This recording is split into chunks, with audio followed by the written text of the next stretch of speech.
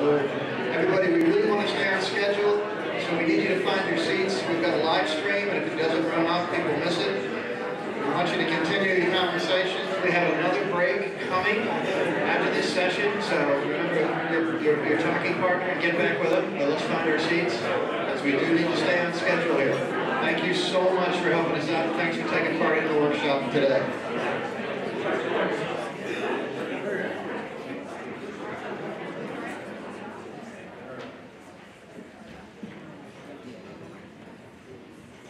Joe, that was nicely done. You have a moral authority to buy a lot. One type of work-based, I feel so naked up here without a tie. One type of work-based learning is apprenticeships, and we've already heard a good deal about apprenticeships this morning. Washington State is at the forefront of developing innovative programs to expand apprenticeships to new sectors and populations. And to explore some of these programs, I'm really pleased to introduce John Altman, who served as Governor Inslee's Executive Policy Advisor for Higher Education and Workforce Development. John has been an extraordinary partner in this effort and in helping to organize the Seattle workshop, so we thank him for his work and his support. And I'm going to recognize him to introduce the panelists and take us away. Well, welcome to Seattle. And I'm glad that everybody can be here for the next hour and 30 minutes, I believe, because we have traditional apprenticeships in the state of Washington. And within the last 12 months, we've launched 2 new innovative components. One being in the IT sector, which a lot of you have heard about Apprenti when you asked that question. And then another one into the youth space for 16 and 17-year-olds who are still in high school. Right now, we have about 13,000 registered apprentices in the state of Washington. And we've had about 17 quarters of continual growth in the apprenticeship system for Washington State. There are 2 things that rang out when the other panelists were talking about. One was success as placement, and apprenticeship is placement. So I see that as a success to start with. And then the other one is the triple header, that I'm going to call it that, between STEM, CTE, and employment. Not cats and dogs, but a triple header in this sense. So today we're going to talk about the 2 new apprenticeship systems, or 2 new apprenticeship programs in the state of Washington, and then save some time for questions and answers.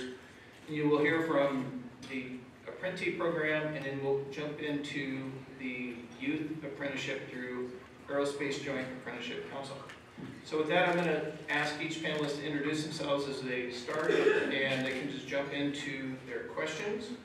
So for Jennifer and David, how do you see your apprenticeship solution, or as a solution for the important workforce development in the state of Washington in your sector?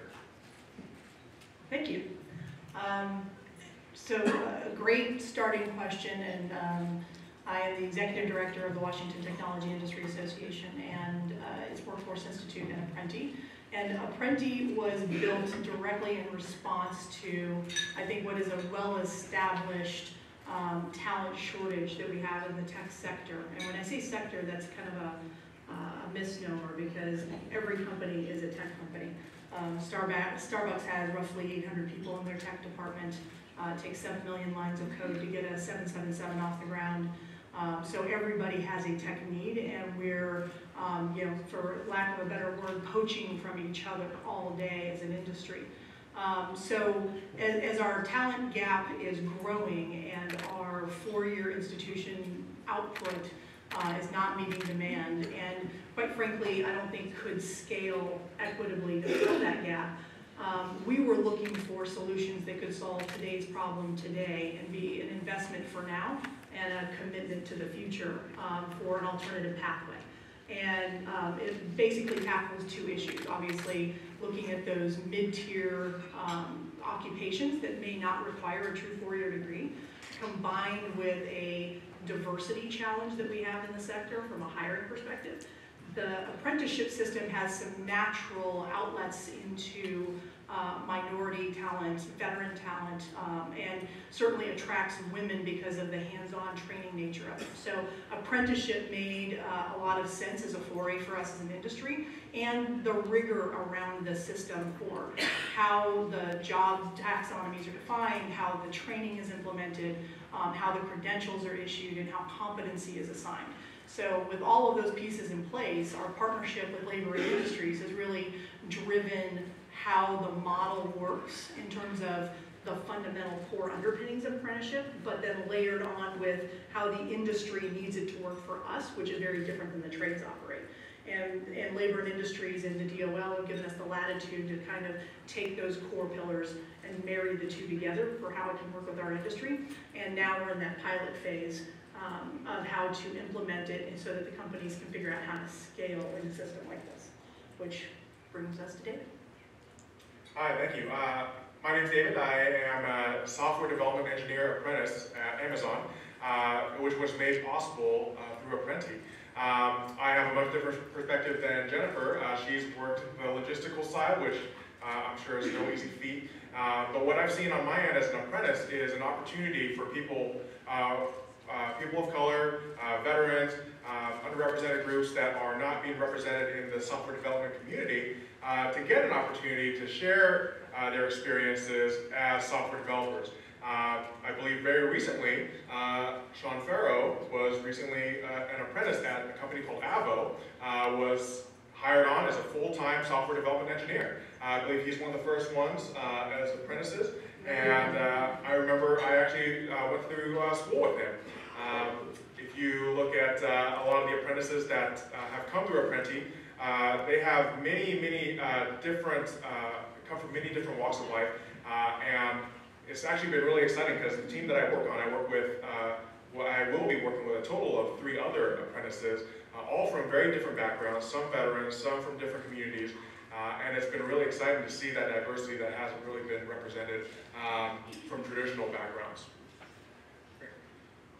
Jennifer, I know that the governor attended the pinning ceremony last May, and I don't know, David, were you at that? I was not. Oh, okay.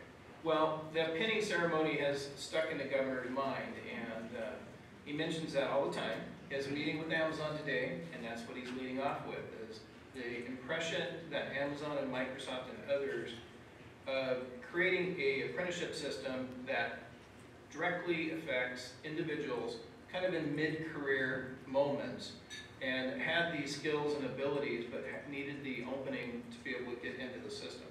So Jennifer, with that, how did Apprenti work its way through the L&I system, and what areas are you registered as? Washington State is the state-approved registered apprenticeship system to operate.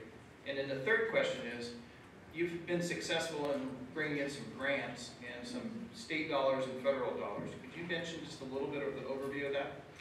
Sure. So lots of different points there. So we were originally funded in 2015 as we partnered with the state of Washington's Labor and Industries Department to acquire an AAI grant from the US DOL. That was the American Apprenticeship Initiative grant. And that was a process that the DOL put out to try and test making investments in non-traditional apprenticeship sectors. And so we were one of many that received ones focused on the technology sector. And we spent close to a year working with Labor and Industries Department, industry, who we brought a dozen companies to the table across the financial services, high tech, and healthcare sectors to talk about what are the tech needs, and then went through the process of documenting the jobs that the industry felt would be good apprenticeable positions, with the thesis being that it's about competency and not pedigree. It's about the ability to do the work and not about whether or not you've acquired the skills with the correct college degree to get that done. And then we have to build in the infrastructure of how do we define competency and identify people to make the investment in that we know have the highest potential for success and stickiness to the industry, because overall what we need to do is raise the bar and improve the ecosystem as a whole for this to have any impact on moving the needle to close that gap. So we spent a year building it, implemented last summer, the beginning of the pilot. We're just touching the year 1 mark next week for when the first cohort was built. And that gave us the inroads to the US DOL, where we won the contract as the IT sector lead, as the only sector lead to help roll this program out across the country. And coming from industry and being business people, the WTIA made sure that this was a program that could scale so that it could be portable to other marketplaces. And that was really important for two reasons. One, so that the infrastructure and the cost that was invested to build it didn't have to be reinvented everywhere it went. And two, that we have a standardized platform that has continuity across the sector as opposed to standing things up on a company by company basis, so that when you have an apprentice credential, it's portable and companies don't have to interpret from one state to another, from one industry to another, or one company to another, what the value proposition of that apprenticeship credential means. So that was sort of the genesis of how we got the program going. And then on the state level, when we partnered with Labor and Industries, you know, the single greatest investment is, of course, the job, because apprenticeship is first and foremost a job. So the company has to come to the table, and our hiring partners in Microsoft and Amazon, who helped start this program with us, made the hiring commitments. And when you look at the all-in cost for a company to take on an apprentice, it's roughly salary and benefits $75,000 a person. You have an additional cost of training that body, because we compress and accelerate the training before they go to job. And that also comes with some industry recognized credentials around the occupation they're going to take. And for that $15,000 per person on average that it costs to do that, we worked with John in the governor's office to secure some additional funding to make that viable, so that the cost didn't fall to the apprentice for the training. Because that was important, particularly when we're talking about diverse populations. Great. And one last question before we move on to the AJAC side. How many different areas are you certified to operate in Washington? Sure. So we Maybe cover. you can give a couple examples. Yeah. So we cover the full state. We have 11 occupations that are certified here in the state of Washington. We have now migrated those and also certified those at the US DOL level, so they're available everywhere. But I have the big but there. In several states where we're talking about porting the apprentice model to another state, in order to have access to those state dollars, state agencies, where they are SAA states or independent of the DOL, we're being asked to file all of those occupations so that they're recognized in the state in order to get access to state supported dollars. And we're facilitating that on behalf of any partner in another state. Great. Thank you. We will come back to apprentice and then ask questions and all kinds of good things around that. But I would like to start with Lynn Strickland, who, or not, yeah, Lynn Strickland. I have two Lynn's in my mind right now. There it is, I can't see. So Lynn has been a great partner in forging the way around aerospace, joint apprenticeship, and advanced manufacturing. And I'd like for her to introduce herself and talk a little bit about the program and the components of why you're playing in the youth space. So good afternoon, everybody. Good afternoon. All right. So my name is Lynn Strickland. I'm the Executive Director for the Aerospace Joint Apprenticeship Committee, aka AJAC. And so AJAC is a nonprofit organization that was originally tasked in 2008 by the Washington State Legislature to be able to create and implement 21st century incumbent worker apprenticeship training programs that were employer-driven by occupation and location, and open to all employers, be they union or non-union shops. And that really was precipitated by the concern that we continue to hear today with regards to the aging workforce, the amount of retirements that are looming, the increased global competitiveness, the rapidly changing technologies that we've heard referenced today, which has created an increased skills gap for both entry-level and mid-skill jobs. So we have that task to be 21st century, and just a couple of points on what that means to be 21st century in apprenticeship training program is that, number one, we intentionally partner with our state board for community and technical colleges. So once we have enough demand in an area for an occupation in employers in one area, we work with our local community and technical colleges to ensure that the curriculum that has been developed by employers for employers meets the rigor to be able to attach college credit to that. So our state board and community technical college partners also have agreed to a 50% reduced tuition rate for apprentices. And with, if an apprentice is in a program that's 3 years or longer, 6,000 hours OJT or longer, by taking a few more general education courses, these apprentices also have access to a 2-year degree at zero college debt. So we're very intentional with providing both an educational as well as a career progression by use of the apprenticeship training model. And so part of working with employers and everything and being an incumbent worker apprenticeship training program is that employers are selecting the apprentices from their workforce, the individuals that need to be trained.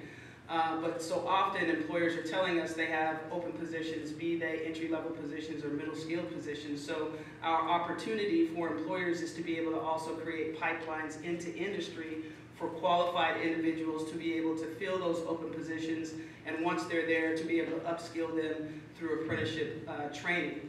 And so we provide pipelines into industry through our apprenticeship preparation, better known as pre-apprenticeship, as well as the new space that we've stepped into, which is youth apprenticeship. And so employers need as many pipelines in the industry as possible. And so our job is to be able to help to create those. And one of the ways to get employers excited is to be able to talk about having a younger workforce, not that there's anything wrong with a more mature workforce, but to be able to grab and capture individuals a lot sooner. So we've heard of the 10-year drift and the 15-year drift. The average age of an apprentice, an AJAC apprentice, is 33. So by reaching back and working with our secondary education, we're bringing students into the pipeline. And what these students are able to do is to earn high school credit, be they 1 to 3 credits towards graduation. They're earning 15 college credits. They're completing with 2,000 hours on the job experience, making real parts for industry. So this is not a job shadow, not that there's anything wrong with this. This is not an internship. It is actual paid, they are paid employees of the employer, so they're getting that experience. I know when I graduated from college, they said, yeah, that degree is nice, but you don't have any experience. So these students are graduating with credits, a high school diploma, an industry recognized credential, and the opportunity, because this is really about opportunity, to be able to either go on to a 2-year or a 4-year college, to go straight into industry with the experience they have, and be able to continue to upskill through advanced apprenticeship programs. So this is the concept behind our youth apprenticeship program here, and we're really excited to be able to have Trevor here and Susan, his mom, to be able to give their experience from their side. Our side is a little bit different, I'm sure, than their experience in setting up and working with the program. So, Lynn, could you talk just a little bit about what you had to do to get 16 and 17-year-olds be over the yellow line into the shop floor? We had to beg labor in industries. No, I'm just no, we knew from the parents' perspective, from our perspective, from the employer's perspective, and from labor and industries' perspective, safety, right? What is it going to be like to have 16 and 17-year-olds on the job, not just job shadowing, but actually make product, actually loading machines, actually changing tooling, actually inspecting parts as they come off. What is that going to take, and how can we do that in a safe manner? So the first call, one of the first calls we made was to this teen safety division at Labor and Industries to be able to have the conversation with them about, you know, taking the elements of structured, registered, structured apprenticeship that has one-to-one mentorship in there, so there's direct supervision of apprentices, be they youth or adults, already part of the structure of apprenticeship, and how can we take that and be able to allow these young students to be able to get that hands-on experience of what it's going to be like. And so we worked with the teen safety division. They came out to us. The employers talked to them about their concerns. They actually looked at the machinery that's being used right now today with the changing technologies in industry. It's a little bit different than it was 40 years ago, and so we tend to have a perception and have a stuck perception in our mind with regards to, what does a manufacturing shop look like, or what does, an aerospace shop look like. It's a lot different than it looked 40 years ago, but in some instances it's the same. So we really did work with them to be able to get a very long list of equipment qualified as safe, as long as the student is a youth apprentice with that direct one-to-one mentorship. So youth apprentices, employers can apply for a waiver if they have youth apprentices, which is different than within a 16 or 17-year-old who is not an apprentice walking in. They can't do the same thing that a youth apprentice does.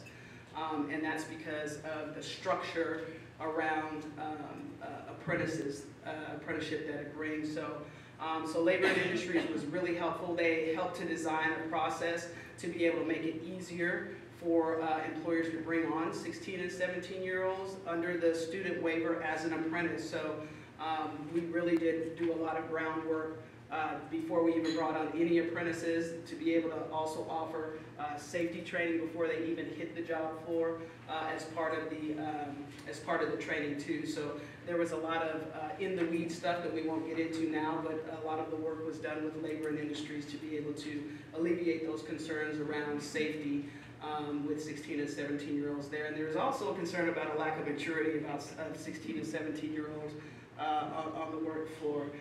With the apprentices that we see now, I must say that I am pleasantly surprised.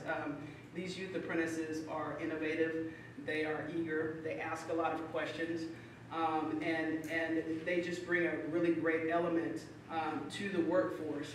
And we see that mentors, especially individuals that have been in industry for a while, they gravitate to the youth because they want to actually transfer that knowledge to this young workforce before they exit. So it's a really good atmosphere that it brings also to the work floor, with a new sense of excitement is something that we've seen. Great, that's a perfect segue into Matt. Matt, could you talk a little bit about your experience on the floor? And I know that you have gone through, or after your introduction, and I know that you've been through apprenticeship or two in your past. And why are you hiring or participating? Thank you for giving me that segue. So apprenticeship has been part of my life basically for all my professional work experience. I grew up in Germany, and in Germany you have a choice when you go to school. You don't have to go through 12 years of school. You can actually graduate after 10th grade when you're 16, and you can go into the apprenticeship route. And I hated school. We talked about boredom in school with today's kids. That was me. I didn't like school at all, and if I would have had no choice, I'm sure I would have dropped out. And so having the choice, it pushed me, or it allowed me to go into an apprenticeship to become a farmer. And I was 16, and if you have kids, you know that the 16-year-olds, they know everything. And I was not any different. And so I knew everything there is to know about farming, even though I only had worked on a farm for a few summers. Anyway, we don't have enough time to tell you all about the life lessons I learned during that time. But my point is that I started as an apprentice, and I had the on-the-job training at the school after hours, which kind of gave me a solid ground to start a career. Farming is not what I ended up doing in the end. I changed careers and changed into marine hardware sales, and did a second apprenticeship in that field. And that kind of then triggered in me the desire to learn more. I raised in the ranks of my company, and I reached a ceiling where my knowledge was just not enough anymore. And at that time, I basically saw that the only way for me to progress and learn more is going to college. And so I went to college when I was 29 and earned a degree in business administration, which then helped me to fulfill my dream to come to America and actually become an American citizen and do the job I'm doing now. And I'm now the vice president and general manager of the company I work for, It's a manufacturing company. We make a lot of plastic parts, and we make the tooling for these plastic parts.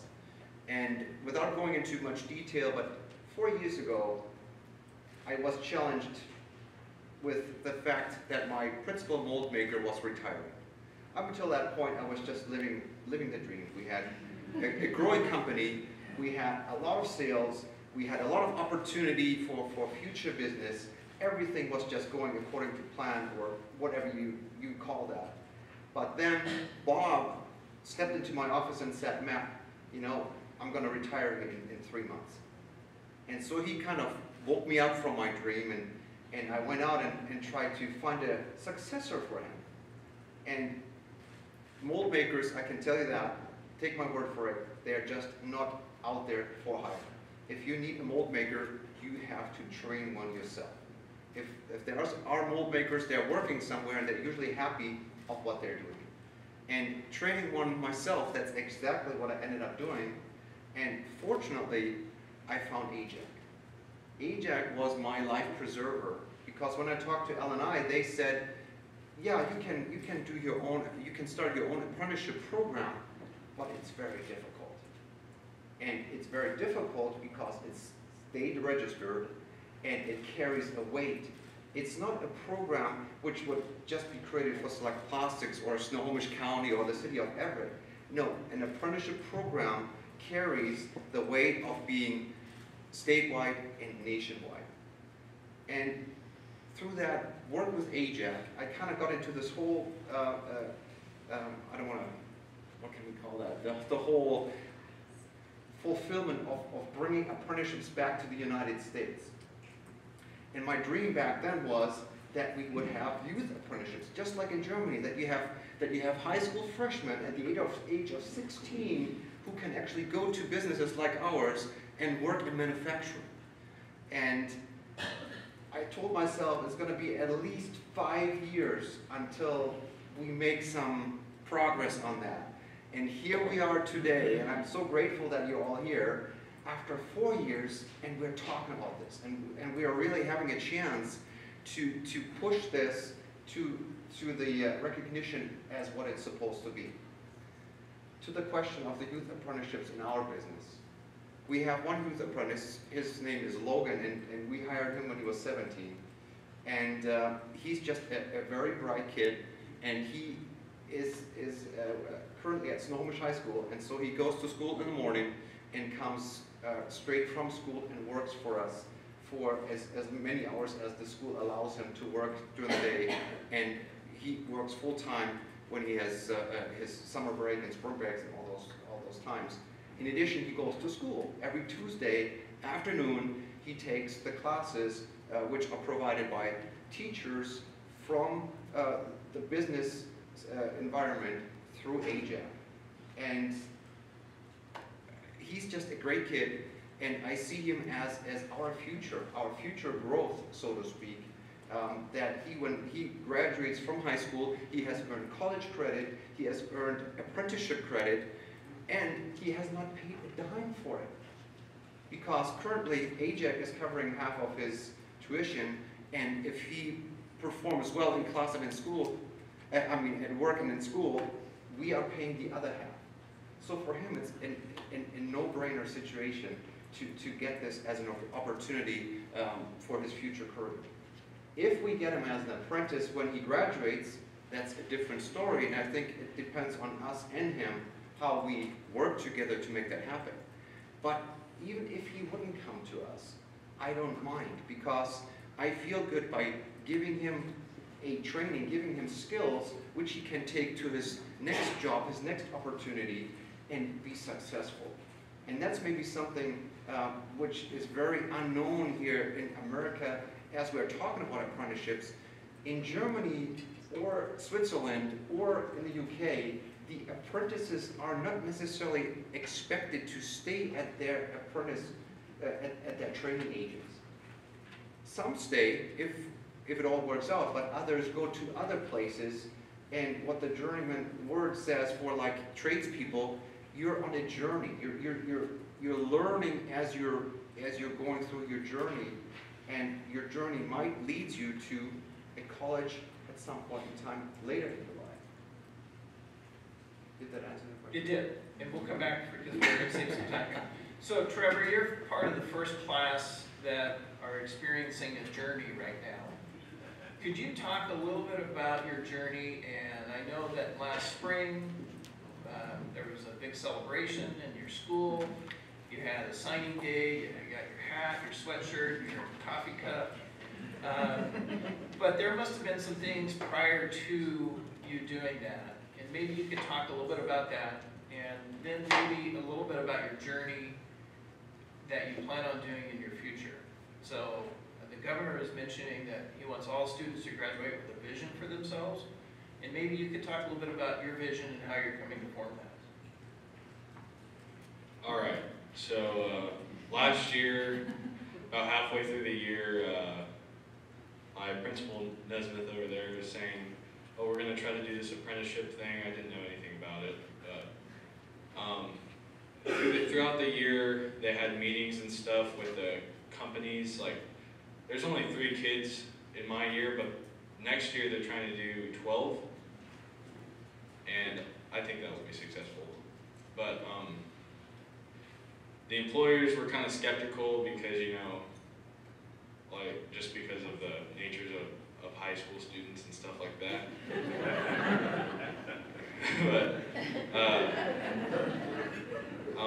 so throughout the whole, well, I guess that was the start of the journey.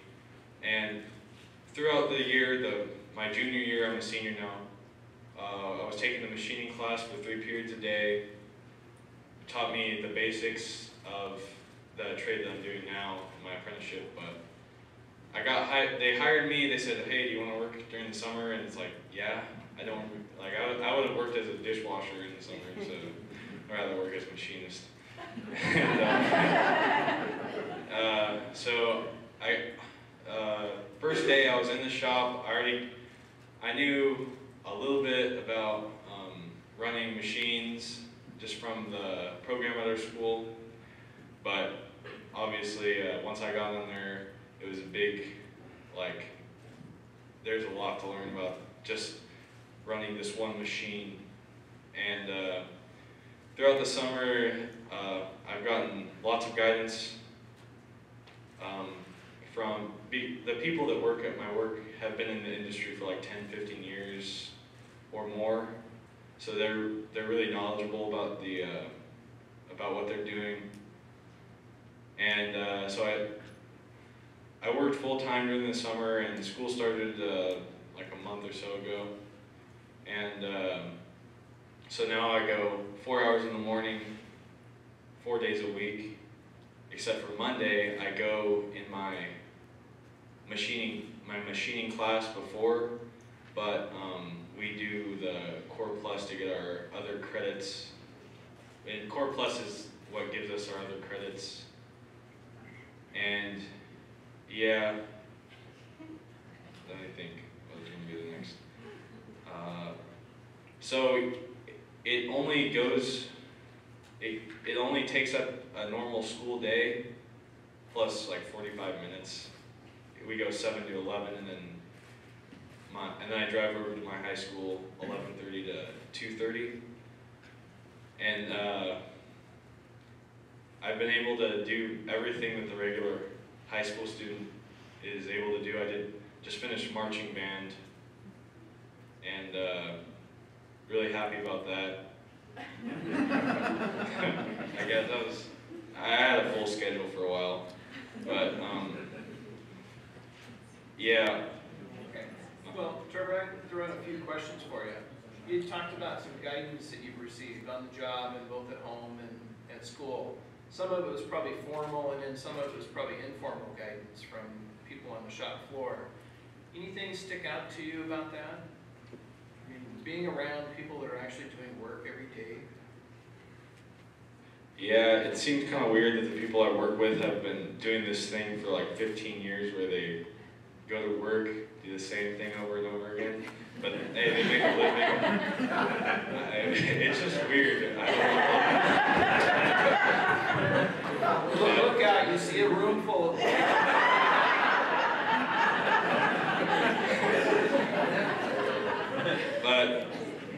they've learned a lot, and the people at my work, when I start talking to them, like some of the projects we do, I'll be honest, are kind of boring, like drilling holes over and over again or something like that.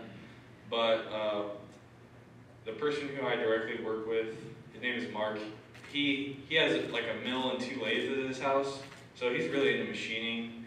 He does like gunsmithing and stuff. He's really into that, and his hobbies go hand in hand. But if I start talking to him like, oh, what are you making here, like, or what did you make at home or something, he'll really be passionate about what he's telling me, and that's actually a lot of what I've learned is kind of with side conversations about, or he'll like pull up a blueprint on his computer or something, and that gives me more insight, and yeah. Well, you had mentioned that you've worked 500 hours of your 2,000-hour apprenticeship, and I'm sure you're in the rest of your journey here before you go off to WSU into the engineering pathway. You'll have some more informal mentoring and guidance, but when you came home, this is more for your mother, when he came home and said, hey, there's this really cool thing, my principal said, hey, you want to get paid to go to school, and you know, sitting across the, I just imagine sitting across the dinner table and saying, Mom, I'd like to do this apprenticeship thing. What was your answer? Both Dad and I were skeptical. We went to the high school though, we made a meeting with Mr. Nesmith, the principal, and Mrs. O'Neill, who gave us reassurance. Trevor really wanted to get into the machining class, and we were those parents that wanted to make sure he was going to college, but we have had no regrets. He talks about it. He talks about the coworker having passion. He comes home and shows us projects that he's done. He is enjoying what he's doing, and we have no regrets on what we've, you know, the path that we're taking. The school has been very good at getting this all squared away and figuring things out for Trevor. We're so grateful to the teachers, or the principal and the counselor. So, and they have assured us that they will help Trevor in whatever direction he chooses to go to, whether it's college or I know there is other students that are doing the apprenticeship that the school has been very helpful. I wanted to mention that we received a flyer from the school just this week with different things mentioned, and Trevor, the apprenticeship situation was on there. Picture of Trevor at work. And we looked at that picture and I said, wow, that's where you work? I was picturing, like Mr. Courtney said, something different. You mentioned as well. Trevor said, what do you mean this is different than you expected, Mom? And I said, I pictured it to be dark. I don't know why, but that's what I pictured. The picture is very bright, and he was pointing out the different instruments that he's using. $200 light, Mom.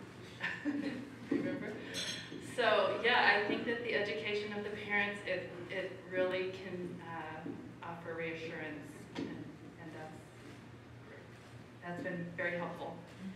Well, we have about 30 minutes left, and just to let you know that the state of Washington has a goal of 10 youth apprenticeships within this year, and I think we're about 3/4 of the way there, set up across the state in advanced manufacturing.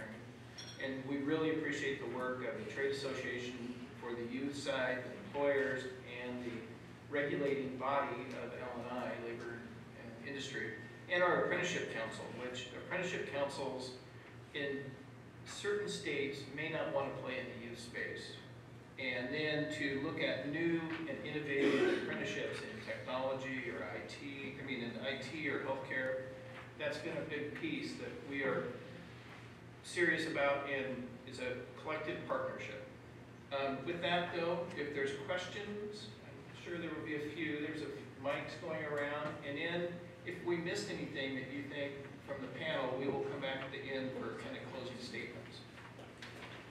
Hi, this has been a great panel. Jennifer, I had a question for you. A couple of years ago, we did an internship apprenticeship panel down in Silicon Valley, and somebody from Microsoft, I can't remember who it was, said that they never wanted to hire anybody again if they hadn't been an apprentice or an intern.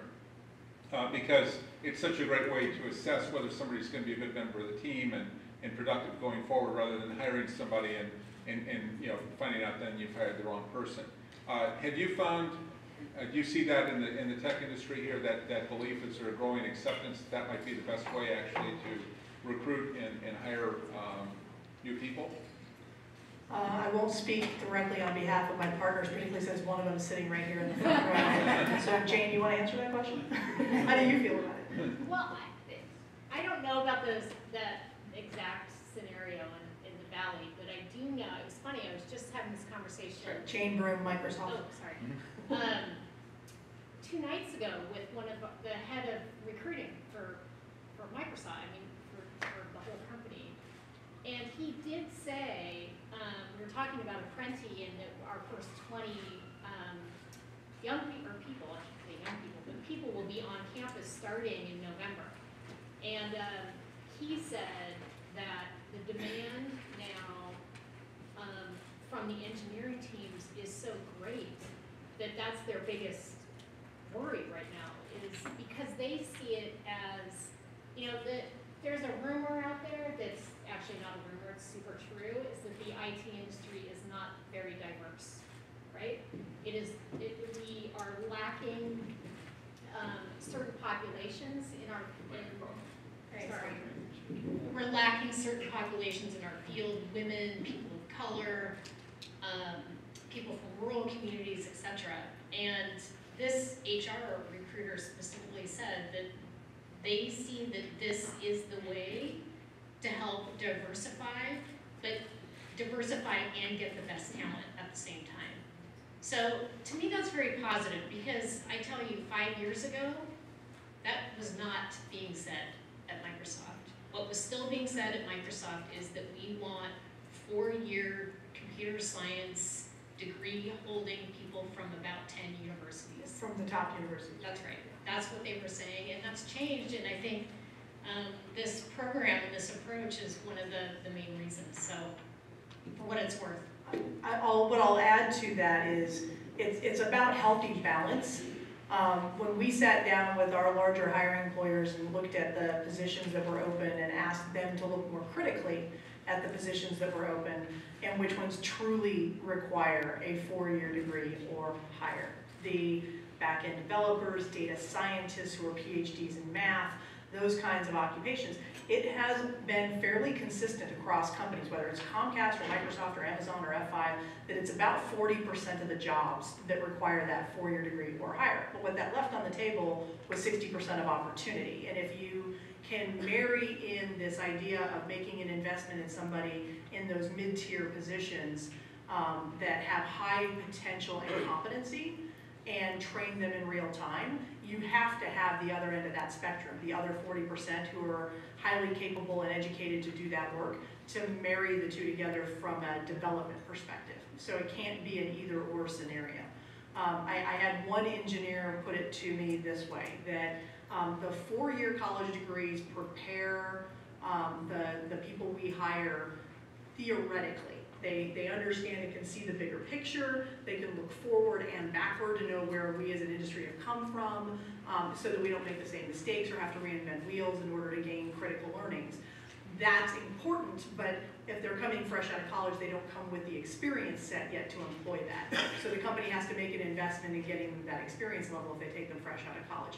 Conversely, from an apprenticeship perspective, you have folks coming in who have been trained to do the work in real time and have hands-on experience in the classroom and with the employer as part of that process, but they don't get the theoretical front end and back end and have a harder time probably seeing the bigger picture and being able to look forward and backward at the same level. So it's training of the opposite side, but it also makes for a really healthy environment, and you need both perspectives on the job.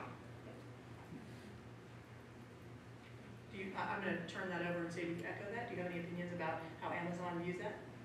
or what your experience has been? Yeah, I totally agree. I think there are some developers out there, Microsoft, Google, Facebook, that don't necessarily have degrees, but they have shown, early talent for software development in the case that I'm interested in. And if you look at the apprentices that are coming through, I'd be willing to bet that a lot of them are mid-career, like myself, coming from the military and law enforcement, where we come with a different background of problem solving and communication and teamwork to get to an end result.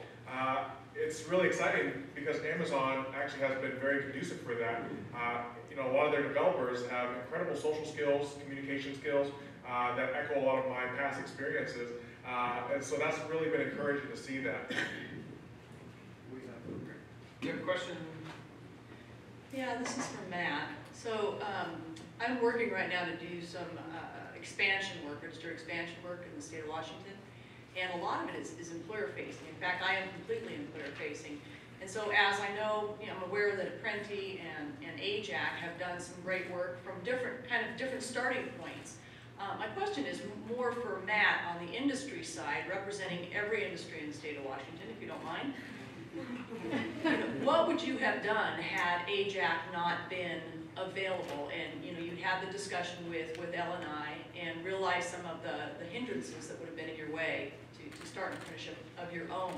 What would you have done, and what do you recommend as a step for industries that don't have an Apprenti model or an AJAC model for the state of Washington? That's an actually great question, because I don't know what I would have done. Because when I started in my job 18 years ago, we had 6 mold makers in our tool and die shop, and they were all already over 55. And so over the years, they all basically retired. And back in the day when all of manufacturing business was shipped overseas to China, we just totally missed to bring new blood into the industry. And so when my mold makers were retiring and I could not replace them, my logical choice also was to basically outsource mold making. And so I have gotten to the point that all new mold construction was coming from China. And as a matter of fact, it still is. So we spend hundreds of thousands of dollars every year, which were all spent overseas in China. And I think I would have tried to set up this apprenticeship on my own, because I think I would have figured out enough knowledge to do it. But I mean, AJAC is our lifesaver for all of you from other states. In my experience now, talking to different people, is that every state which has something similar to an apprenticeship or apprenticeship program has established that program through the pressure from business. And so in our state, of course, Boeing put the pressure on our government at that time to do something, to provide some kind of training. And in our industry, unfortunately, I'm not Boeing. I'm a small business, so I didn't have that pressure. But I also reached out to our local government in Snohomish County, and I talked to them, and I talked to economic development and said, you always want to bring new businesses to this area. You always are looking for opportunities to grow your existing businesses. I give you this opportunity. You need to just invest in apprenticeships and figure out training for workers, and I can guarantee you other businesses will come here because they have no other places to find local skilled workers. So AJAC is a lifesaver, and I really think that other states, you should look at the AJAC model, because what sold me and has really engaged me with AJAC is it's not controlled by union, it's not controlled by college, it's not controlled by employers, and it's not controlled by L&I government. So we really have everybody at the table, which is important to get the right curriculums, to get the best teachers possible, to write the right requirements, to to give these apprenticeships a weight and make it national. And you should talk to Lynn after we're done. One piece I will throw in is that Printy is not just a Washington State program after a couple weeks from now. We won't say which states. We won't say which states, but Washington State, we'll take pride that we're the state of innovation that created an apprenticeship and partnered with the industry to create an apprenticeship that is now going as a national model. So, other questions? I mean, I'd like to grill Trevor a little bit more. I don't know if you'd like for me to do that there, but Trevor, in your thoughts about giving advice to people that are 8th, 9th, 10th grade, what's your best one-liner to them? I don't know if I have like a one-liner, but last year, for example, well, my friend, he's in the machine, like I told you, there's 12 kids hoping next year. I told the kids under my grade last year, you have to get into the machining class next year. It's worth it. I'm not going to explain all of it right now, but you should. So one of them did, and he's in there. Hopefully he'll get an apprenticeship, probably will. Last year well, it seems like the kids now in the class care a little bit more because they know that, well, if I don't learn it now, I'm just going to look like an idiot in my actual job. So, yeah. We all feel that way.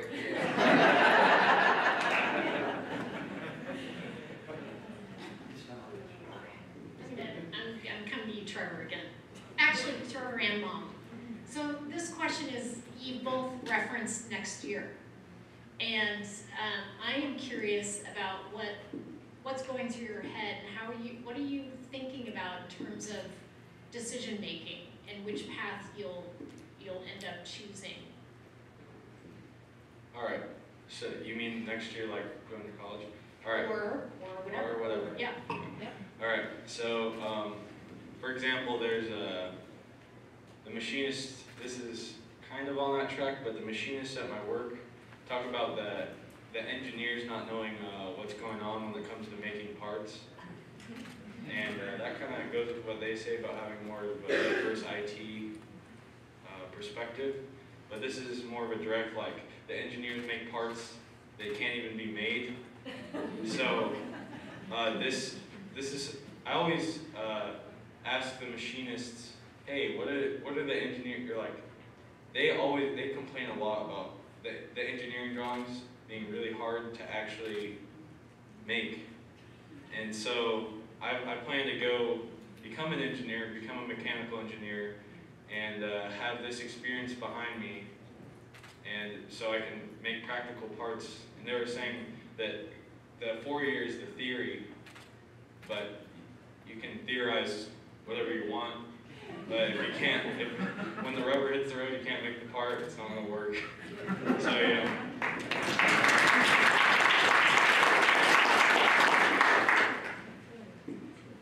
Other question? Oh, I would just say that when Trevor started the machining class last year as a junior, we didn't really know much about this apprenticeship opportunity right off the bat.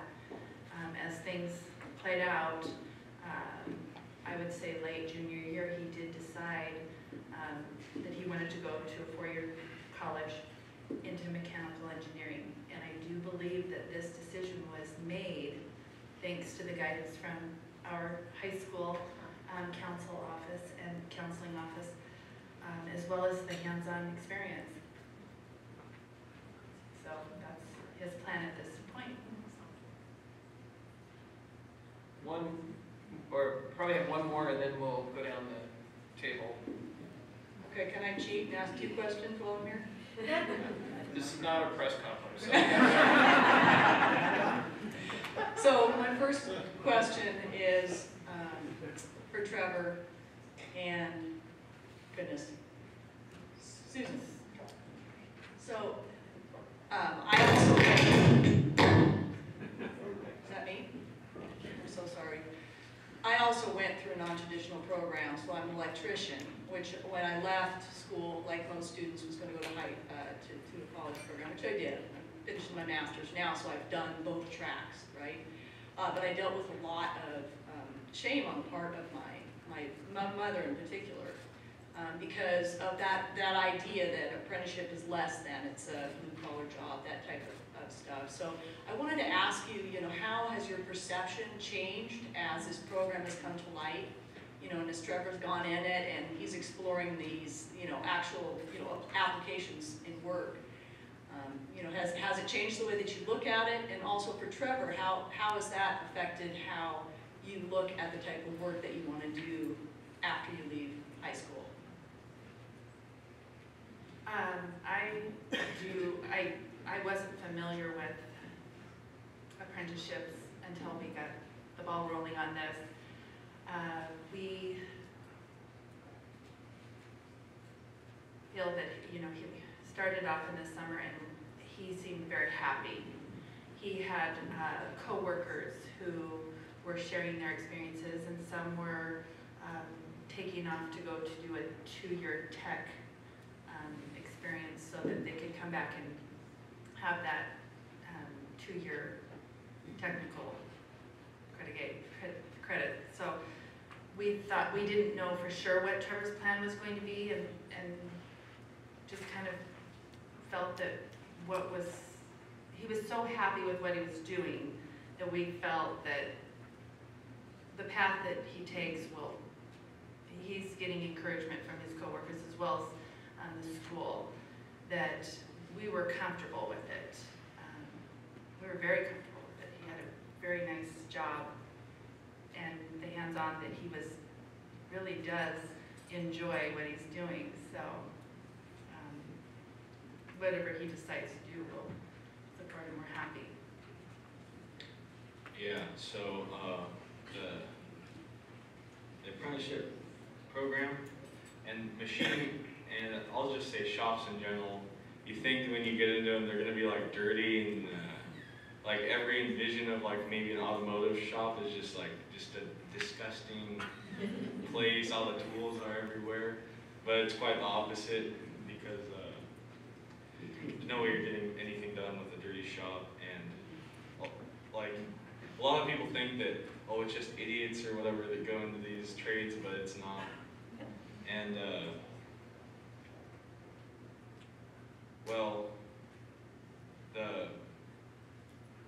what I was going to say is that the shops really care about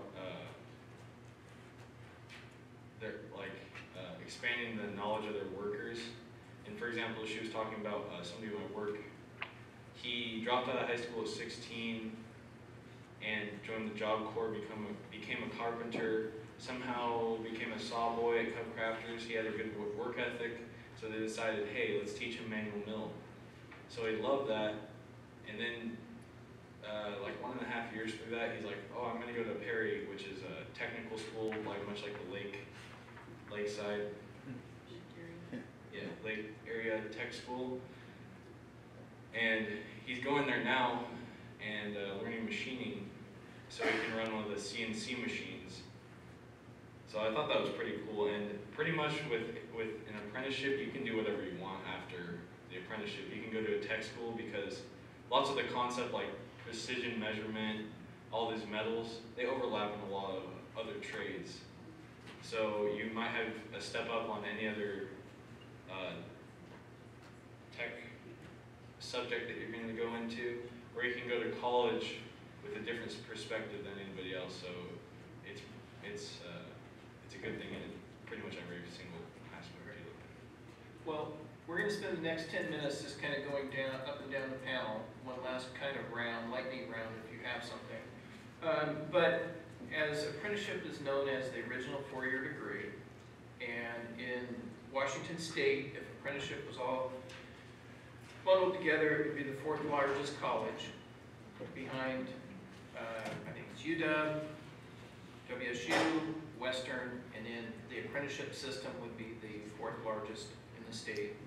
The wage gain is about $75,000 for individuals that complete complete apprenticeships in the state of Washington.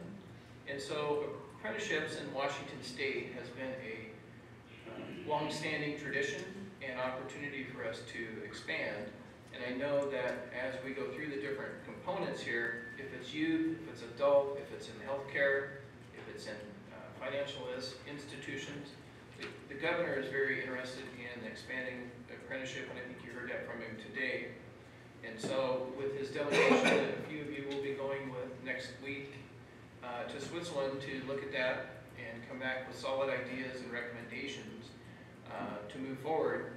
Just we'll start with Lynn, and if you have things that you would like to add that maybe we've missed, or things that we really should have brought out, if it's policy, if it's highlights, if it's whatever it may be, what's on your mind? Well, I could talk for an hour, but I'm not going to do that. So that's why we started. But what I'll just wrap up in saying is that I never had the pleasure of meeting Miss Geraldine Lewis. And Miss Geraldine Lewis was the nana of my spouse. And what she would often say was that what you don't know can make a brand new world, right? Because we don't know what we don't know. And so with apprenticeship, it provides individuals the opportunities to be engaged in something that they didn't even know was out there. It's really exciting from the youth perspective because whether they choose it or not, they've had the opportunity to be able to make the choice to be able to go straight into industry or go to college or go to a university, and it may give them a better perspective of something that they didn't know before. They had the opportunity to engage in these types of programs. And so also with, pre-apprenticeships and youth apprenticeships, as Jane alluded to in the tech industry, in the aerospace and advanced manufacturing industry, it's not very diverse either. So trying to provide opportunities to youth, to young women, to men of color and other persons of color. But we're also working with agencies like Juvenile Rehabilitative Administration, JRA.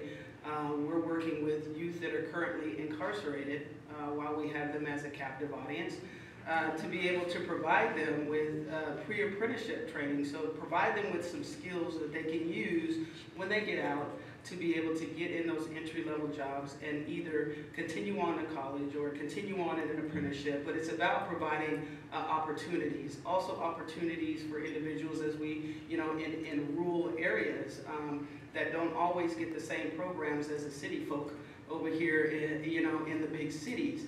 Apprenticeship has the ability to be able to scale both small and large in very different kinds of communities. Plus, it's also flexible enough to respect the local, the way that local communities operate. So, where it provides quality assurance by oversight with the state, but it also allows flexibility and respects, the communities in which it's operating in, to be able to provide those opportunities. So, we're really excited. We're partnering more with community-based organizations as well as other workforce development programs that are out there because we can't do it by ourselves. We never say that we're the secret sauce and we're going to, solve all your workforce development issues because we're not. We can't do it by ourselves. And employers need very different pipelines into what we're doing. So, I look forward as we continue to talk about apprenticeship, but apprenticeship in other industries that don't currently have apprenticeship, but also continuing to work with some of our other partners in the workforce development system to be able to expand apprenticeship and different sorts of training out. So. Good. Matt, and then we're going to skip the next two because Trevor, you're going to get the last word today. Go ahead, Matt. I would like to emphasize on you guys that it's not just apprenticeships or it's not just community college or technical college. It's all a whole, and it starts in K-12. Our current education system has to lead into the future, so to speak. It has to prepare our kids for success in industry. And we can't force them in just one direction, which is the higher education. And we can't just offer them only apprenticeships as being the alternative. There has to be different programs. But what I run into all the time when I talk to people in lots of different places is that at the end of the day, it's all about money. For example, I was at a CTE meeting at a local school district, and we talked about changing the core 24 credits and make it more into CTE for the students. And I just said, why can't we let the kids graduate after 10th grade? They looked at me like, we are losing all the money.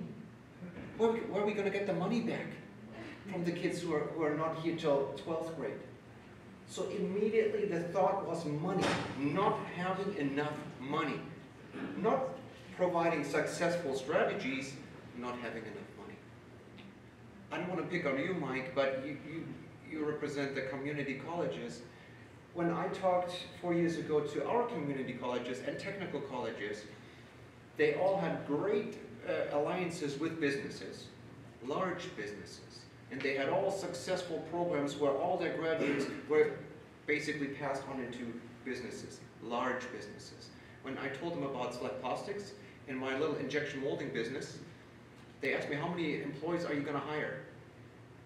2? Well, I'm sorry, we don't have the money. We don't have the money to train your workers. We only have the money to train the workers for Boeing. And so I don't want you guys to just leave here and think you can lean back and this all is going to be figured out in the future. I want you guys to just go back and take it with you and become active. CTE is a perfect place for you to get active at.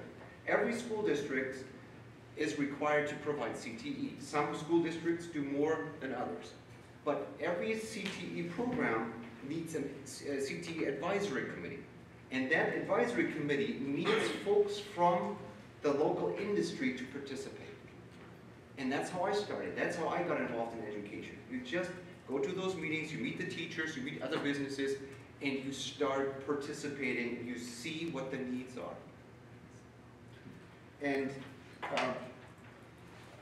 I think Mark said earlier that kids in middle school and high schools are a promising source for future workers. I want to take it further and say they are the only source for our future workers. Carolyn King said we need 740,000 skilled workers for over the next 5 years. Where are they supposed to come from if we don't start in our middle and high schools? Well, thank you. I may run you over 5 minutes on your break, but a couple things. Jennifer has one short one, and then we will jump right in. And if David and Trevor have any after that. Okay, so just to kind of bring a quick close to the tech apprenticeship piece, and since we have multiple states sitting here, I want to kind of run down some quick statistics for you about economic impact, because I think ultimately that's where the bridge between the public-private partnership has to live in the creation or standing up of a program in another state. Just to illustrate, and obviously what these roles get paid in another marketplace will be different than in Washington. But these are mid-tier positions, but at an entry level that we are filling with apprenticeship. The wage for these roles is somewhere between $70,000 and $75,000 typically, if they were a fully qualified college graduate coming in the door. So apprenticeship pays it at a reduced wage, a training wage through the registered apprenticeship system. And where we are in the pilot is this: 28% of the apprentices who have come into our program were unemployed coming in. The median wage of our entire cohort, or the 100 plus that we now have in apprenticeship, was $21,000 on entry. So below minimum wage in the state here.